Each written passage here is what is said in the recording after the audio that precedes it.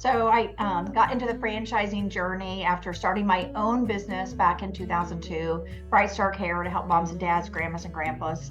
I kind of stumbled along franchising by becoming a franchisee in a couple of hotel systems and thought, how could I use this to help more communities have the care that BrightStar Care provides? So 2 decades later, I've been a franchisor that's expanded to 40 states and 400 locations and making a huge impact. And so franchising has been such an important thing for me personally and professionally. It was my desire to make sure more people were exposed to the power of franchising.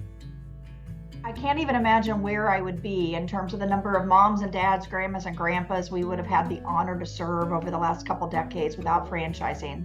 I had a few locations in Illinois. I probably would have gotten to maybe 20 in the Midwest, but now nearly 400 locations is because I was able to share our vision and mission and offer good support and a system to 200 entrepreneurs that have joined the brand and helped make a difference in their local community. So a lot of our growth story of BrightStar and the impact we've been able to make is completely because of franchising.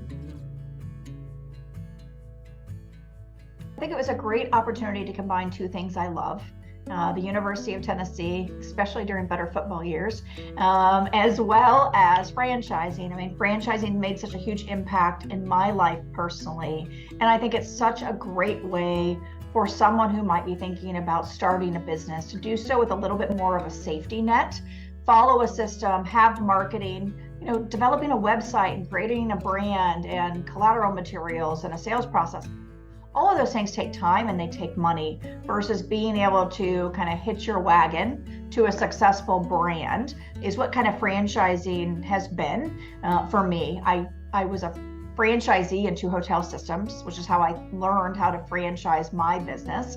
And so my start into expanded entrepreneurial vision was seeing franchising as a franchisee. And I think that's how we're going to continue to create wealth and chop away at kind of economic disparity is by enabling more entrepreneurs across our country. And I just feel personally that franchising is a safer way, a safer journey for being an entrepreneur than going about it all on your own. I think franchising is all about being in business for yourself, but not by yourself. I also think that being in any business is ups and downs and it's hard work. And so for those that will be looking at this program and then hopefully coming out the program on the other side, thinking about being a franchisee, is follow your passion. Research carefully the franchisors, make sure they're financially solid, they have good unit performance, and they have the support to really support the franchisees that are going to hitch their wagon to the brand. But choose something. If you're passionate about pets, choose that. Childcare, choose that. Everyone has some passions.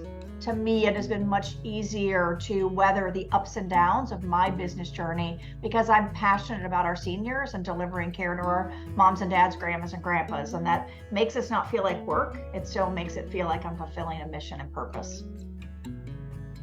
Anyone who has a desire to be in business for themselves but not by themselves and see themselves being an entrepreneur, latching on to the franchise business model because it has additional support.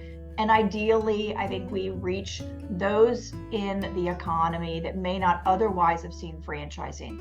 Who are our veterans? Who are our minorities, women, LGBTQ? What are the areas of the economy that may not see this? And everyone thinks of McDonald's, but there's so many sectors of the economy that franchising touches, and how great it would be to see more and more individuals become entrepreneurs and make an impact in their own local economies.